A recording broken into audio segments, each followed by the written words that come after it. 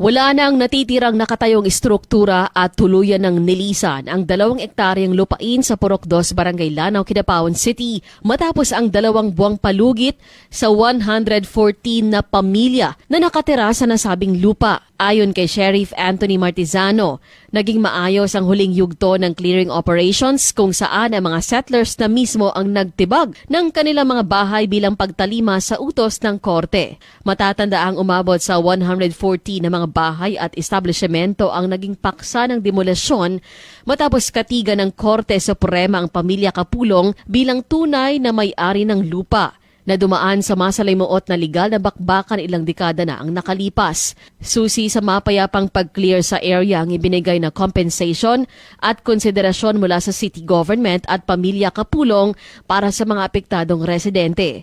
Bagamat naging mainit ang tensyon noong nakaraang mga buwan dahil sa pag-defy ng ilang pamilya sa notice to vacate, nauwi rin ito sa maayos na usapan kung saan binigyan ng 2 buwang palugit ang mga settlers bago ang tuluyang clearing. Sa ngayon, ginagamitan na ng backhoe ang lugar para sa paglinis at sinimula na rin ang pagbakod upang ihanda ang lupain para sa nakatakdang development.